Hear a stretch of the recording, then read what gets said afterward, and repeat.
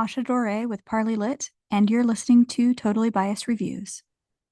Hey Asha, this is Eamon Dolan, and as you know, we are here to talk today about my book, The Power of Parting, Finding Peace and Freedom Through Family Estrangement.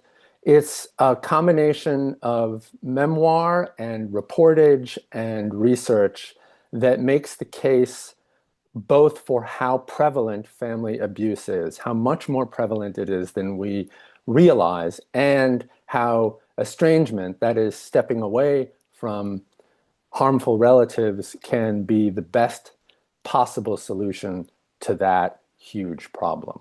Um, it's based on it, or it grows out of my own experience of having been abused in childhood. Myself and my two siblings were physically abused, psychologically abused, and neglected, primarily by our mother. And it's about 13 years ago now, I decided to step away from her for good. I went no contact, as we say nowadays. And it was a difficult thing to do, really difficult thing to do. It took a couple of years, in fact. And yet it was also almost immediately one of the most joyful things I've ever done. I would say it's one of the three highlights of my life, along with the birth of my son Oscar and marrying my wife Melissa. And I wanted that experience to share that experience to other people, um, to know about the possibilities that estrangement could offer. I'm a book editor, that's my day job. And originally I went looking for a book to help me through this process, and I couldn't find one. And so I spent 3 years looking around for someone to write that book, a great journalist or one of the top researchers in the field. Um, I, sent out all sorts of emails, querying people. Every time I went to lunch or drinks with a literary agent, I said, here's what's on top of my wish list. And I described this book in brief. And a lot of them thought that's a good idea, but no one had someone who could write that book. And then one day, February 21st, 2022, I was having a drink with an agent friend of mine named Todd Schuster, and I described my top wish to him, and he said, "You should write that book yourself." And I brushed him off, and then that weekend I went home and started writing the book. The most exciting thing to me is reading about the joy and having, another person in the world who talks about estrangement in a joyful way. And I think that's been a huge part of my life too. Like I've been estranged from my mom officially now for about 3 years. And though I've had like periods, it took a really long time. Early in the book, you talk about religion and like the way that the nuclear family has kind of set us up to be in these sort of endless, horrible relationships with relatives. And then, throughout the book, it's just system by system, you're breaking apart all of these, value systems that we adhere to, the bootstraps mythology, politics, school system, like Hmm. all of these things that keep us feeling like trapped in these relationships. So I love it because I think about this stuff all the time, and it was just so great to read it all in one book. Thanks, Asha. I really appreciate all that. You picked out right there two of my favorite aspects of the book, the most important aspects, to realizing how deep the roots of family abuse go, how thoroughly supported it is by almost every institution in society. You mentioned religion and politics. There's the law. There's pop culture.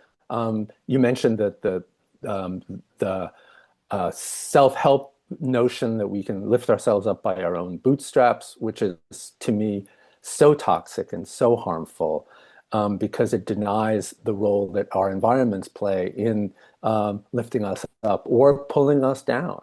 And one of the most shocking statistics of quite a few that I found while working on the book, but one of the most distressing ones is the fact that hitting your child is the only form of physical assault that's legal in all 50 states. And that is true right as of today. And I realized that there's there is no other form of physical assault that's been legal in this country since the end of slavery.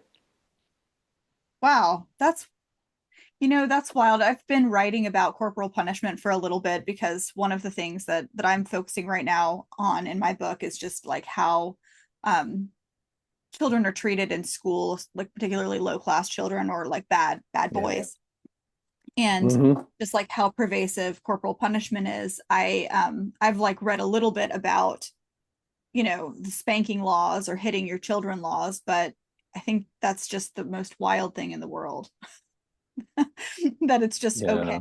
Yeah. It's wild that it's still, either not explicitly illegal or totally legal in like more than 20 states, to do it in schools with a paddle. Yes, I mean, it's still legal within the educational system in those states that as you just mentioned. Yeah. That is almost as shocking to me. And again, indicative of just how deeply rooted is the notion that we can treat kids as, I don't know, let's say third class citizens. Um, it's hard to, elsewhere in the book, I talk about the fact that we essentially let parents and other family members in general treat kids as possessions, as property. Um, there's a great line in Bell Hooks's book, All About Love, in which she points out that regardless of race, regardless of class, other people tend to look away when they see signs of parents mistreating, and then she has it in quotes, their children. And I love the way she puts quote marks around the "their" in their children because it points out the fact that we see kids in this way as possessions of their parents, and also that we deny the fact that in essence kids belong to all of us. That is to say, we all um, have, as communities, have a responsibility for our kids, not just for ethical reasons, although that's certainly true, but because they're going to end up being members of our society, and we want them to be as emotionally and physically healthy as possible. That's good for all of us. Yeah, I super agree with you. And I love all the bell hooks quotes in your book. I also love the range of things that you talk about, like from The Sopranos to, Rebecca Solnit, bell hooks, like all of these, Gabor I Mate, get around. all of these. Yeah, it's really nice because it feels really, it's not just, research of which there is a ton. But it's nice to have these kind of like pop culture, little sort of hinges to hold on to throughout. And honestly, like I think you brought up The Sopranos very early in your book, and I was immediately like, okay, this is going to be good because I've been like, I tell people to watch The Sopranos all the time, even though at this point it's like a period piece. If you haven't ever Mhm. seen it, because I think that the mother in the book is so often somebody's mother that and watching how Yes, they very much deal with so. it is so important. It's like one of the most important parts of Yeah, the show to me. and you also see how her treatment of her son Tony m- contributes so much to why Tony is the way he is. You know, Tony has a lot. I mean, I love The Sopranos, obviously, and I've probably watched it 4 times through the whole way through by now. So there's definitely long stretches of dialogue that I could recite. I'll save you from that, but I will say that Tony has a lot of good qualities. As a character, he's remarkably complex. But of course, he has a lot of bad qualities. His impulsivity, his tendencies towards violence, these are all forms of externalizing. And you see they do a magnificent job over the course of the series of showing you he how his mother basically implanted many of those behaviors in him. Yeah, I think you're right. And I don't know, have you seen the documentary that's fairly recent about The Sopranos where David Chase is talking about his own mother? No, It's really I'm gonna like put it on my list. yeah. Thank you. But when I watched that, I mean, again, I'm just like realizing over and over, which is the most obvious thing in the world, that it's not just my mother who would, for example, when I call her, be like, nobody ever calls me. Why don't you ever call me? Hmm. And it's like, I'm calling you right now. Like this is happening. Right Like the now, same, exactly. This is yeah, me on the phone with you. yeah, the same thing that Tony has like went through in that scene, I was like, oh my God, like were y'all like watching us in the 90s when I was on the phone with my mom? But I think it's so common to have this kind of like pervasive guilt tripping and gaslighting and just anger and toxicity like come from a mom. And then we have this society where we kind of like both tell moms that they cannot possibly be good at anything. There's just no definition of a good mom, but also we have to revere them. We're just like trapped. Yeah, there are so many ironies that pervade this topic, and that's one of them. Another one that we touched on half of briefly is this, some it's part of why it's so hard to figure out for a lot of people whether they have actually been abused, is because unless it's sexual abuse or physical abuse, which have a tangible component, we we can brush it off. We can also brush it off in the case of those two. There are, by the way, four major forms of what's called maltreatment: physical abuse, psychological abuse, sexual abuse, and neglect. And people neglect most. So a lot of people don't realize, especially the psychological abuse and the neglect, that they were even abused. They presume that whatever qualities or problems they have as adults that actually have arisen from those forms of abuse, that those are just the way they are, or the stuff that's wrong with them, and why they're broken, and what's wrong with them, and why they're stupid or too emotional, or whatever other epithets, that horrible inner voice, which is implanted by harmful relatives, that inner voice hurls at them. And when they start to think about the nature, their nature, and what aspects of them might be a function of the way they were raised versus innate aspects of their personality, they're often confused because uh, the, the results, the effects are so extreme. Sometimes, it's an eating disorder. Other times, for other people, it's obesity. Some people dissociate, or turn inward. Other people act out and are violent. Some people, their ego shrivels up. Other people essentially become narcissists. So the effects seem to be the opposite, but in fact, it's the extreme nature of them that unites them and that suggests that they're all the product of abuse. Because in abusive households, whether it's your parents or your siblings or whoever it is that is doing you wrong on a consistent basis, you're never you never get the chance to learn that emotional middle ground. How to soothe yourself, how to soothe other people, how to pardon me, how to handle conflict. The extremes are united by their extremity, and you pick. You don't pick. You different people find their way towards one or the other because they can't handle that middle ground. Among my own siblings, and then with I talked to over 30 survivors for this book, all walks of life, pretty much all ages, from teens to 70s, and all pretty much all the races, all the ethnicities.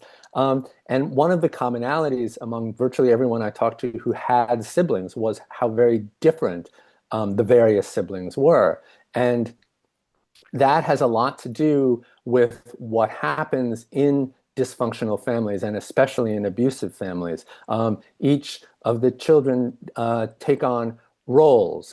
And this is not just a term like that we use in daily life. It's also a term that psychologists and psychiatrists use. And the roles, there are some people think there are five, some people think there are four, but there's general agreement on the various roles that arise in these families. And there's the golden child, there's the scapegoat, as you mentioned, there's the lost child, and then there's the mascot or clown. And part of why they do that is the kids find themselves in these roles is they need to find some way to survive and keep themselves intact as individuals, even if it's not their true nature. my brother Tommy was in general, the scapegoat in our family. He wasn't a scapegoat in any true sense of the word. He was just a kid.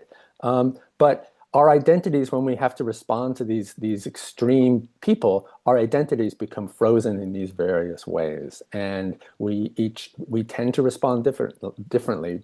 There tend not to be, multiple golden children, for example. There can be, there can be, but there tend not to be. Because they just need in some way to distinguish themselves, to use distinct strategies to get by.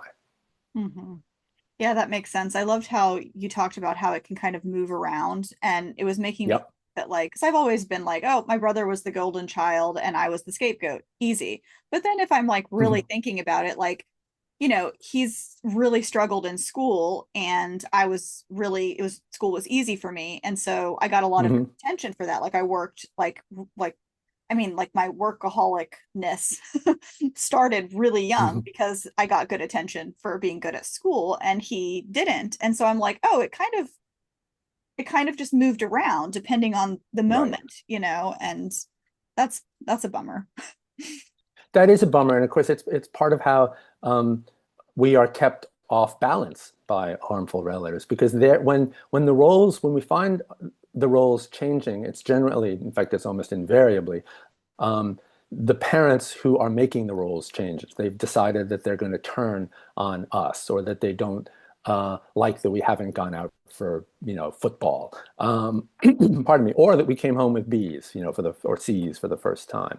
That the golden child slides down to the scapegoat, and so the golden child and the scapegoat, those two identities are probably pretty clear from the names. I'll add that the scapegoat often has an additional component of being the truth teller in the family, and that's part of why they call the family on their bullshit in one way or another, and that's often why they get part of why they get scapegoated.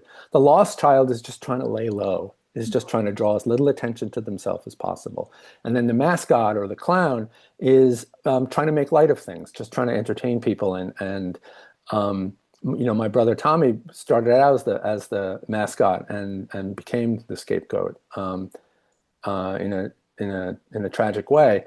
And I moved around between scapegoat and golden child as well. And my sister, I would say, Jerry, moved around from lost child generally to golden.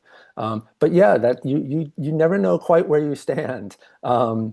In these families, and that's these families are always chaotic. There's no sense of security. There's no sense of even the most basic certainty.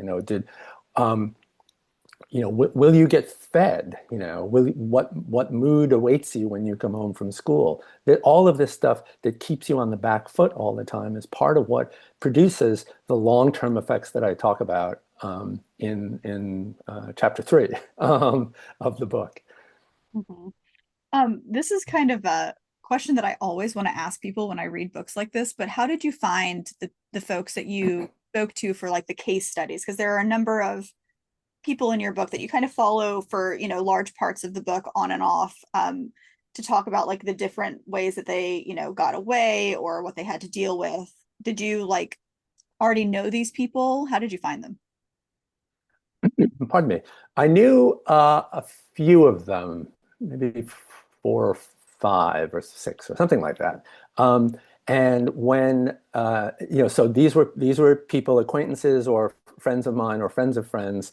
When I was working on the proposal for the book, and a book proposal is, as you know, kind of like a grant proposal. It says, this is what I want to do. This is why I'm qualified to do it. This is why people might actually want to read a book like the one I propose, and then you give some sample material to show that you can actually, string words together into a sentence, and then put sentences together and make a paragraph out of them, and on and on and on. So when I was working on the proposal, had told a few of my friends that I was doing so, and a couple of them actually, just based on that piece of information, came out, as you might say. I didn't know until then that they had estranged from a relative, or that they were considering doing so, or that they had been abused by relatives. And people don't tend to share this stuff. People feel survivors of abuse feel very isolated. So many survivors I talked to throughout the course of the book um, uh, said to me, like, you're the first person I've really talked about this, or I've tried to talk about this with my therapist, and she just tells me, that it's really reconciliation is really important. One survivor told me that she hadn't even told her husband about it. So initially, I talked to these few people, and once they had the sense that there was a friendly, supportive ear, um, they really opened up. And then people started coming to me through word of mouth. I did put on my social media sort of a call. If you or someone um, feels like this subject of mine might apply to them, please DM me and we'll talk. So, and I definitely got in touch with a few survivors that way. But after a while, they started coming to me. They said, you talked to my friend, Amy, and she said you had such a great conversation and it really helped her. And I'd, be glad to talk with you about my experience as well. So in the end, I would say most of the survivors came to me through that route. So I'd love to know how people have been responding since the book has been out, because it's been out for a little while now. Yeah, it's been out for about 7 months now. And there have been some haters, I will say. And you can probably guess who the haters are. What sort of people the haters are. Um, it, they might think that we can't sense this, but it's the tells are just so clear in the way they respond, the gaslighting way they respond, or the way they invoke the kind of cliches that I talk about in the book. Blood is thicker than water. You have only one family. Um, family family is special. I can't believe that this, meaning me, that this writer didn't give his mother a chance. Never mind that I spent 2 years giving her hundreds and hundreds of chances. Aside from those people who represented maybe 5%, I would say 90 to 90%, 95% of the responses I've gotten have been incredibly supportive. And I mean, beyond anything that I had anticipated. I would say that on average, I receive uh, a supportive note from a reader every single day. And the book is just the first translated edition just came out in Germany, and I've started to hear from German readers.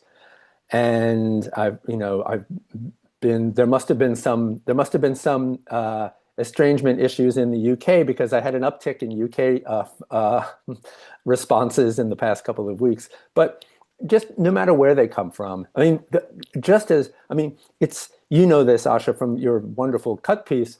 Um, there's something astonishing and indescribable about being able to make such a deep connection with someone in Phoenix or Dusseldorf or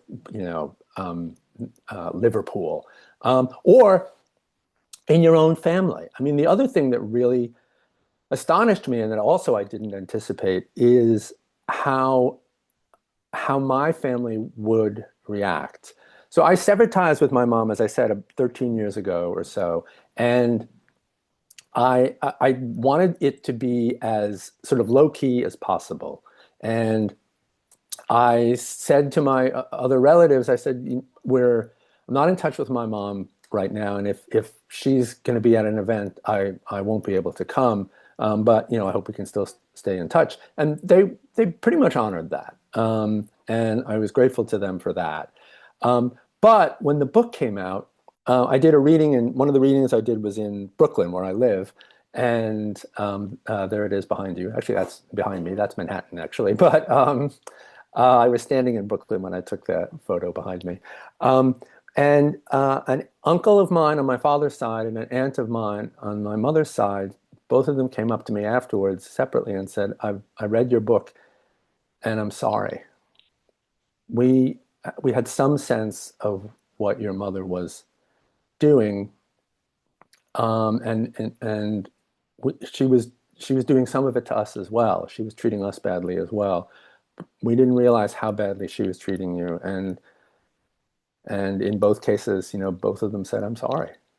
And a little part of me felt um, like, well, kind of late for I'm sorry, but a much bigger part of me felt like better late. I mean, to have that kind of validation from my family is something I could not have anticipated, and it was, itself pretty much worth the, whatever 4,700 hours I put into the book.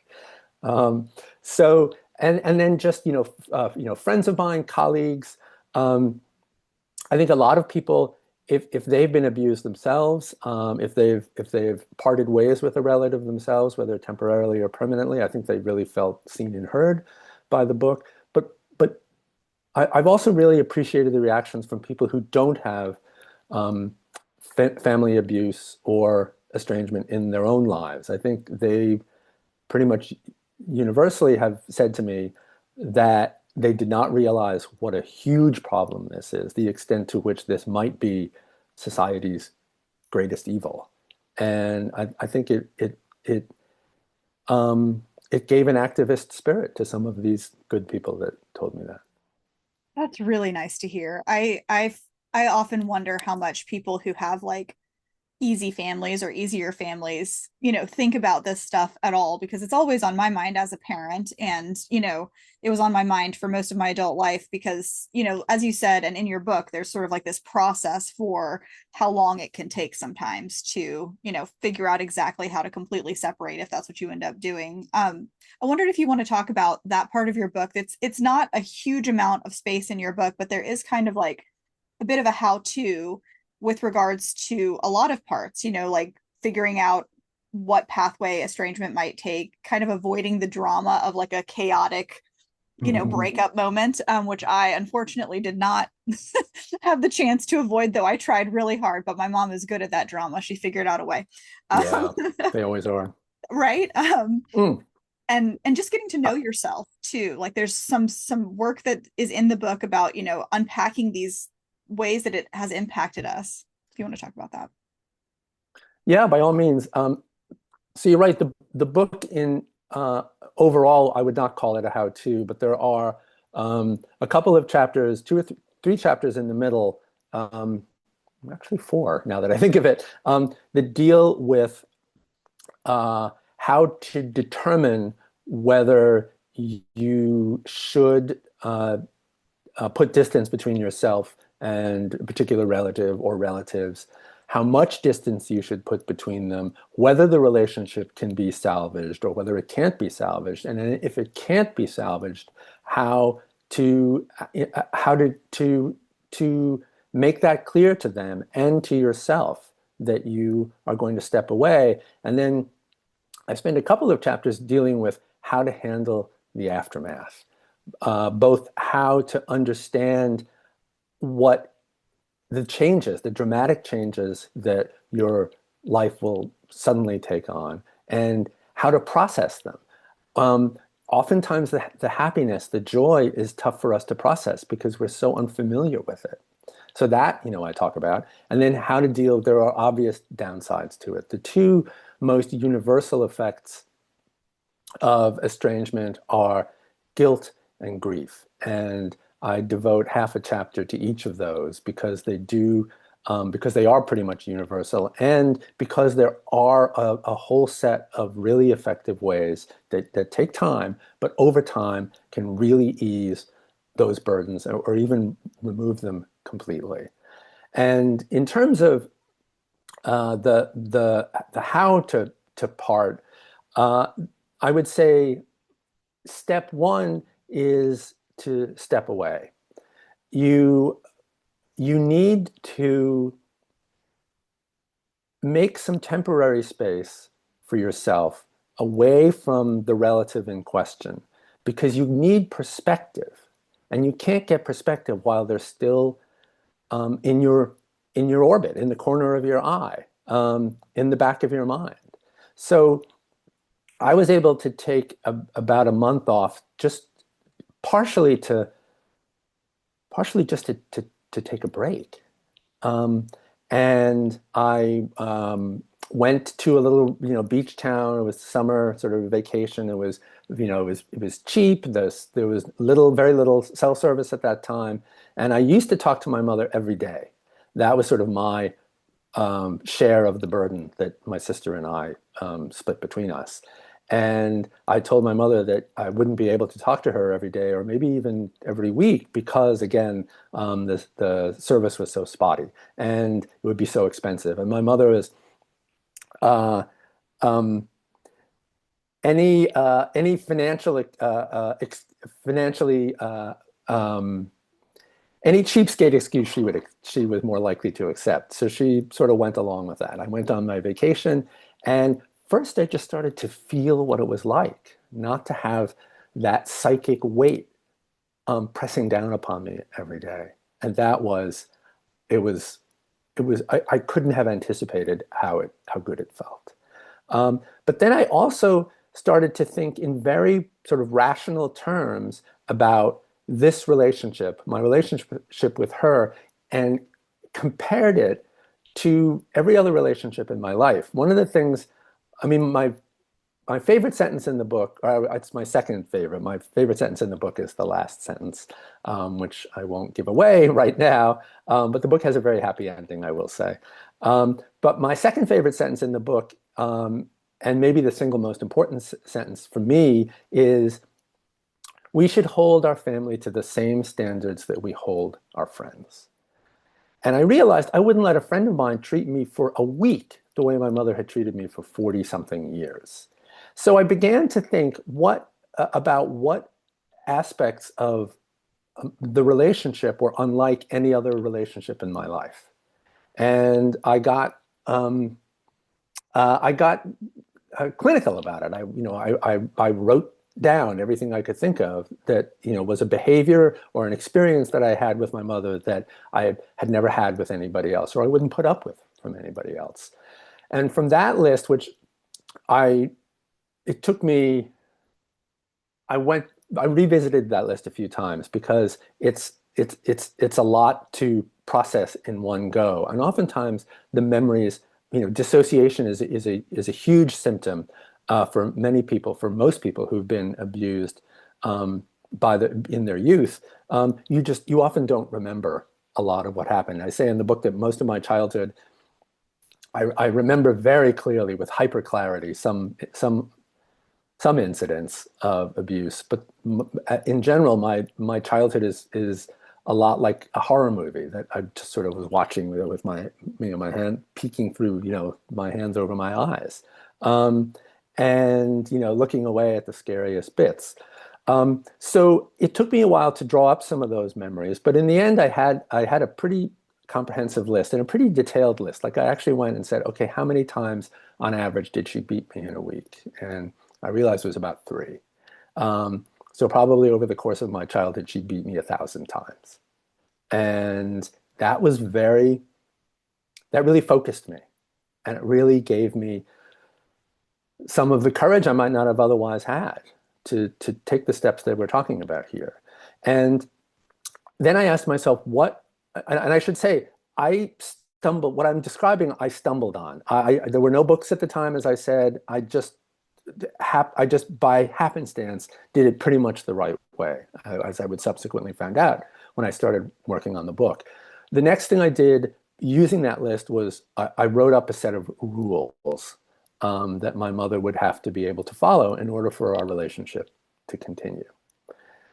And then I steeled myself, and I told her that our relationship could not go on the way it was, that it had harmed me in all these ways that I had listed, and that if I wanted our relationship to continue, but if it were to continue, she would have to follow a set of rules.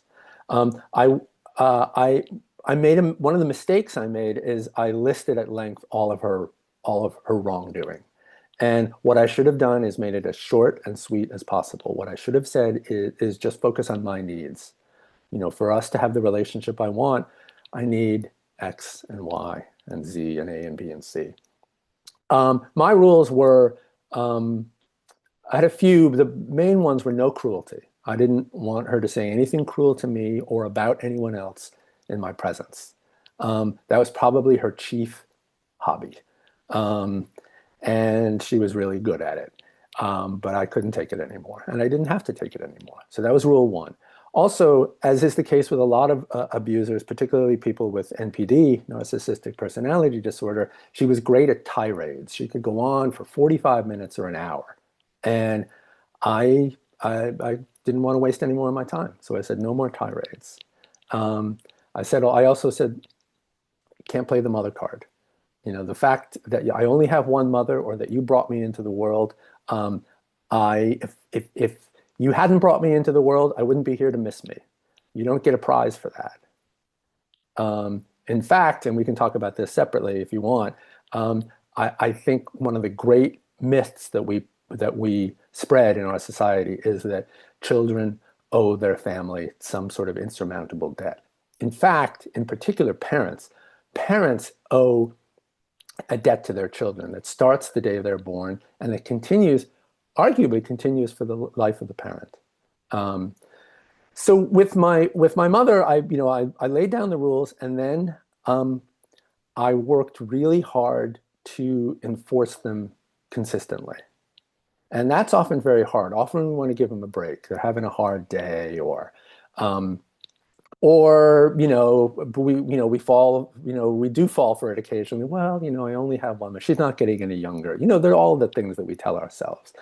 And but in general, over the course of 2 years, if she broke one of the rules, I would say, that is one of the rules we've discussed. And either I would say, I'm pointing it out, so let's change, either I'd say, let's change the subject, or I'd say, usually this was over the phone with her. I would say, I've got to go now.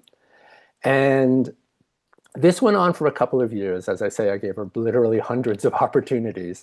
And one day, talking with her on the phone, nice spring day, and after the small talk, she said something mean.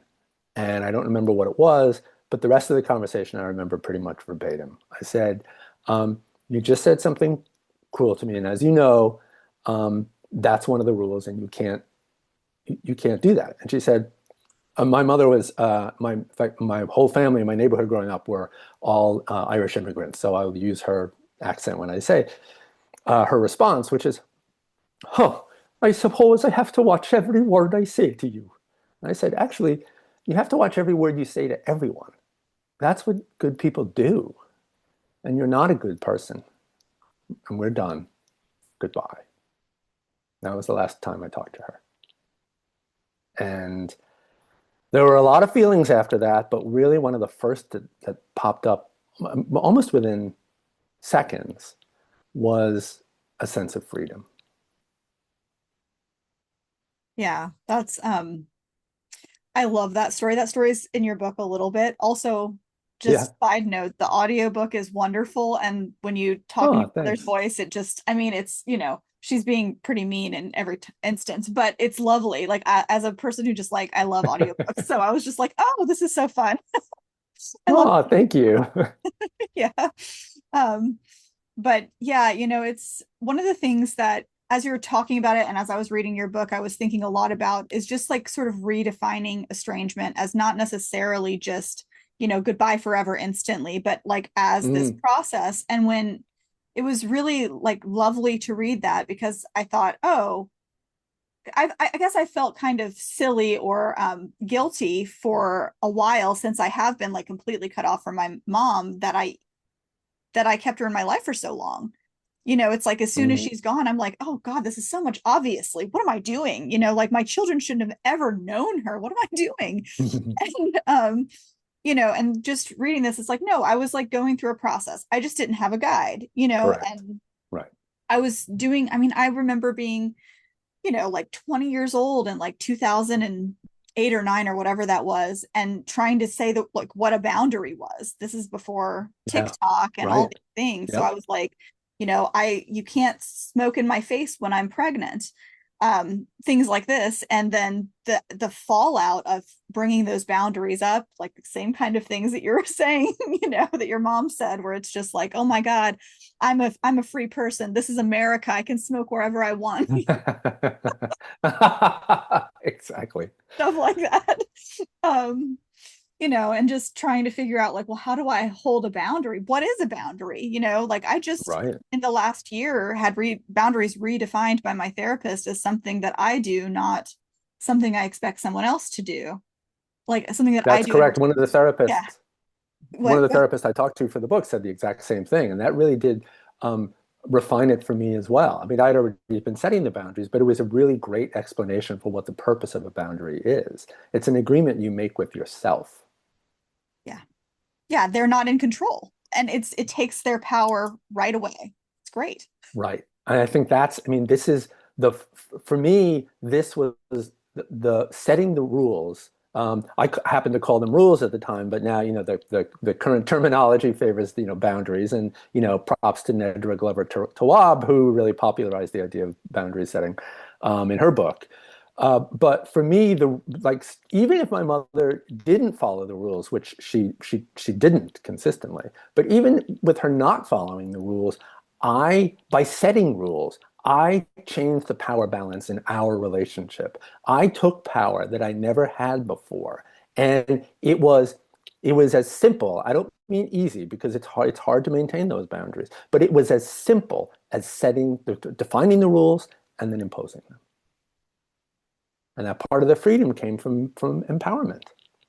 Mhm. The ultimate freedom that I felt of stepping away from her, was extremely empowering. But I started to feel that power when I made my rules, and every time I enforced them.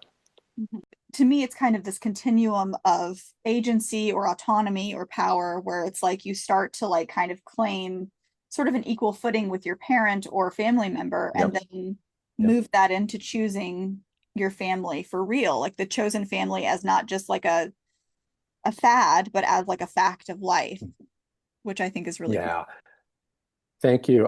That's another revelation that I had while working on the book, is the notion that, and this is kind of the inside the Trojan horse of the book, is my hope, my intention, my desire that 7 or 8 or 10 or 20 years down the line, we as a culture um, have begun to think about family in a much healthier way, as um, as basically a process or a rite of passage. So you have the family you're born with, or you grow up with. Well, let's call it the birth family for the sake of brevity here.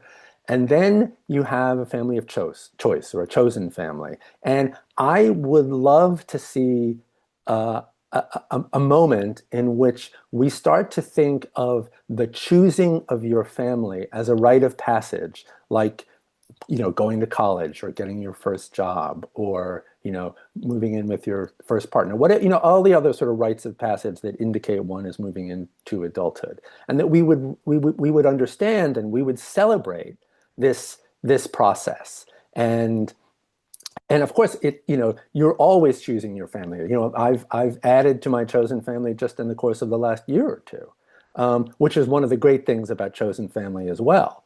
Is, one of the survivors I talked to pointed out that all families change over time. No family is immutable. Relationships change, people die, people separate. But you can make that change in a positive way by finding new people in your, I'm 61 now, and again, in just the last year or two, I've added to my chosen family. And the related thing that I'll say is that your chosen family can include your birth family. My sister and I are very close. We're about to go on a trip together for Thanksgiving week, the four of us, and we're going to have a fantastic time because we adore each other. And I'm really lucky to have Jerry and Joe in my life. And I'm really lucky too that my son Oscar chose to include me in his family. That I've earned that place in his family. It's one of the things in my life that makes me the proudest. Yeah, that's such a big part of this book to me and such a big part of Estrangement. It's just like, it's really made me think. And I've always thought this way to some degree. Like when I had children, I wanted them to see me as a person that was a support person through their life, not as just like Here, a here. inherent, necessity to be around. And I wanted to figure out how to earn that. And I think that there have been a lot of failures I've had, rocky, um, because I had my kids young, but I wanted them to see me learn Mm, and grow at the same time. So my hope was that they would see like who I actually am, not a curated version of me, and that would be enough here, to here. place in their life. And if it's not, I think that, I can accept that too. And that will be hard. But I love the idea of, parenting with that in mind instead of whatever else it is that we have in mind. Yeah, and that doesn't mean that you don't do hard things with your kid. And I will stipulate also that Oscar's mom and I made, quite a few mistakes along the way, but we also were able, in the main to do it right, and also to admit to ourselves and to Oscar when we did make mistakes, which is, so much of what you're doing as a parent should be modeling behavior for your kids. And that includes how, letting them see how you handle distress, letting them see you cry, letting them see you self-soothe, them, letting them experience what it's like to be soothed by you. Um, and that also letting them fall, letting them fail. Sometimes that's part of it, not just rushing in and helicoptering them out of whatever jam they're in. Um, so it's not just about being nice and currying favor with them, but it is about doing right by them in a way that hopefully and probably will ultimately earn you a place in their chosen family. Yeah, I super love that. Is there anything else you want to say about your book or the publishing process? I think you have a very specific and unique position as an editor, So if there's anything you want to say about that first, that would be awesome. Well, I'm pretty sure that I did not that I mean I benefited from my role. Again, my day job is book editor, and so I knew a lot of the people in the business that would ultimately be incredibly helpful to me in the making of this book. I don't think that inside track allowed me to publish a bad book that I could not have been published otherwise. In fact, I think I'd say the contrary because I've been an editor for 30 years and I've published probably something like 275 or 300 books by now. So I really know what makes a good book. And it really helped me in terms of writing my proposal and then ultimately writing the book. I mean, I definitely needed the help of my editor, just like every therapist has their own therapist. You can't therapize yourself. You also need someone to be a surrogate reader for you and to give you sage advice, even if you've edited 275 other books. Um, so I was really fortunate in that way. And I want to acknowledge that good fortune. I'll also say that as an editor, I never wanted to write a book. I see, it doesn't matter how much they pay you, you end up making minimum wage because there's, you doing so much so late at night. Um, and it's hard. It's grueling work, and it was just as grueling as I thought it would be.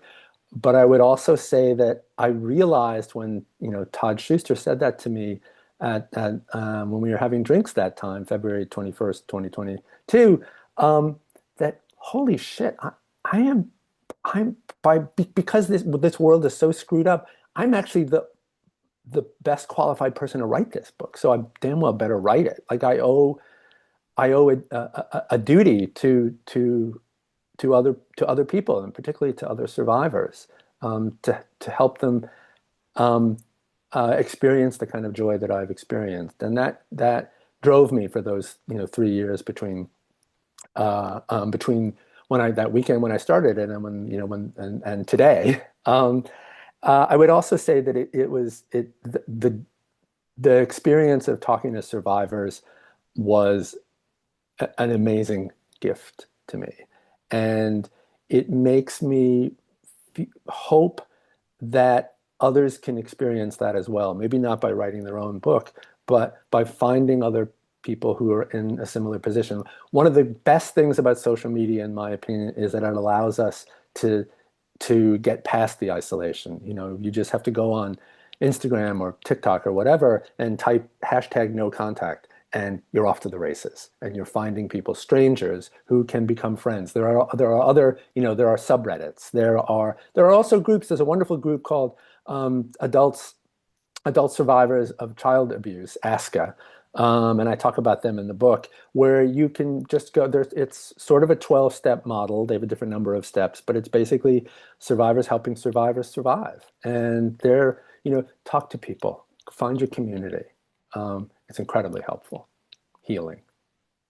We didn't, or one of the many things that we didn't touch on is Mhm. my answer to how I'm surviving right now this week, which is anger. I love being pissed. It's like my favorite thing. And Yeah, I was never angry. Like I couldn't be angry until very recently in my life. It didn't even occur to me that anger existed in me because I would just make a joke. yeah, And I yep, love just being like, you know what? I don't feel it all the way, but I know somewhere in me that pisses me off. And yeah. I don't know, that's sort of like making me be creative these days. But I wonder how you're dealing with finding creativity in this situation that we're in politically and socially. Well, I will. First of all, I'll say you unwittingly stole my answer. But more to the point, we are in total agreement. There's an entire section of my book called "The Joy of Anger." I think achieving anger is not only a milestone to be celebrated, but also there's a certain kind of anger. Now, I want to distinguish anger from, you know, from rage or tantrums or anger. The right kind of anger is it's a signal. It is a message to you that someone or something is crossing one of your boundaries, whether it's a boundary you set with a relative or an ethical boundary that your, oh, I don't know, president has crossed. Um, you the feeling that righteous anger and understanding and embracing it and and not wallowing in it, like sort of feeling it fully and then letting it energize you, because that's the thing is, and anger has this wonderful energizing quality, again, the right kind of anger. It can, you know, it can make you go out and, you know, put on a chicken suit and go to a, you know, a demonstration.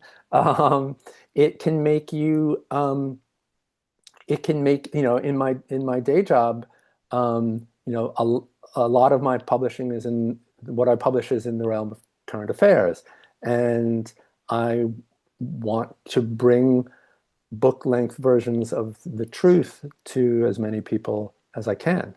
Um, in one case, by writing the thing myself, but in most cases by editing it and helping other people bring their messages to the world.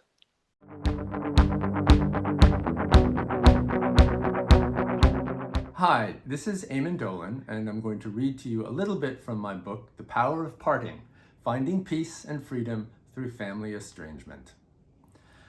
I'm going to read off the ebook. Whether you talked with your abuser daily, as I did, or you interacted with them just a few times a year, you'll probably only realize after parting with them how much of your time they stole.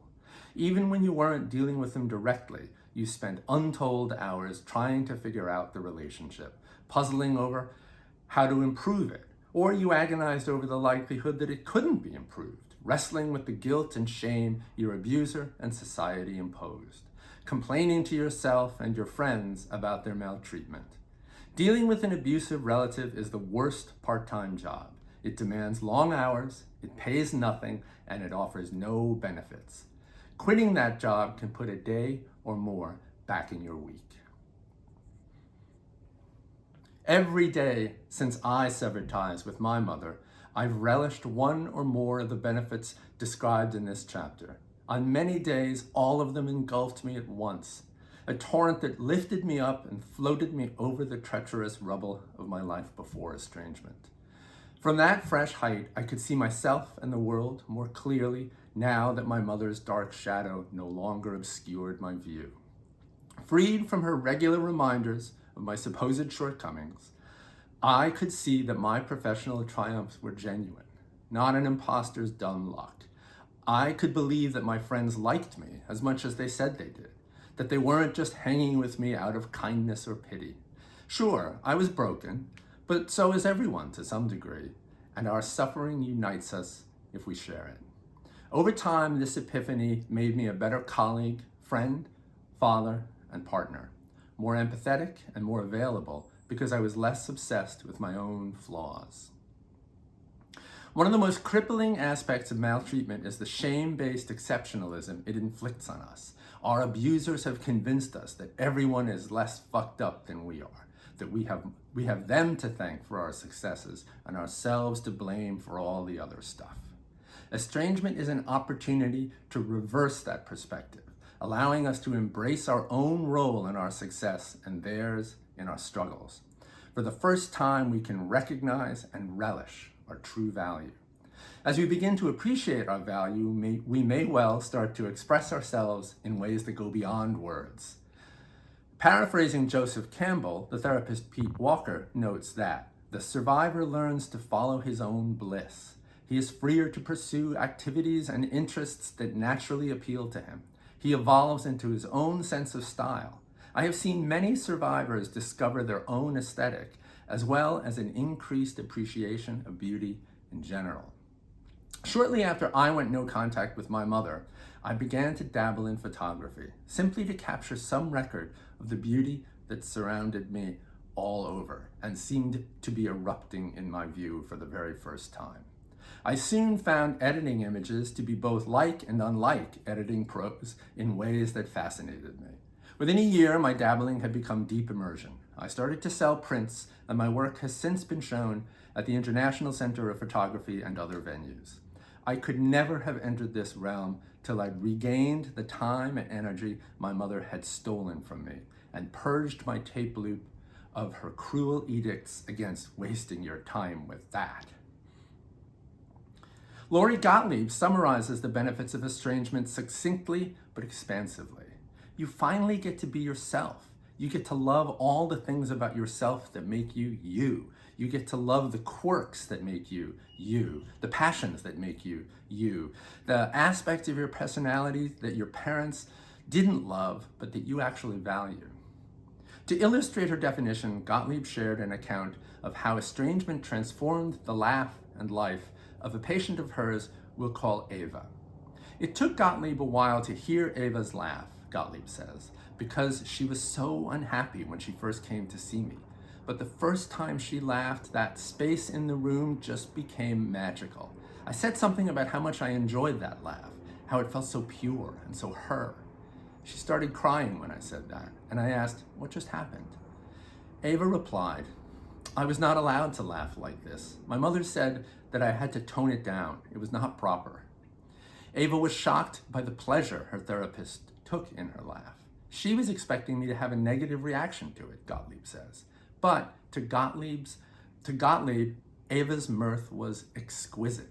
I got so much joy from her laugh. It was so sad to me that it had been pushed down, that she'd been told it wasn't okay, wasn't normal. With Gottlieb's help, Ava later estranged from her mother, and then she laughed so freely. She never had to push down her joy. She got to express it in a way that came naturally to her and brought so many others joy. Free at last, Ava was at a party one evening, letting her laugh ring out. A man across the crowded room heard it, and delighted, he sought her out by listening for further peals of joy. Eventually, he found her, and they struck up a conversation. Now they're married. As Gottlieb observes, this thing that she'd been told was wrong and bad, it literally brought her love.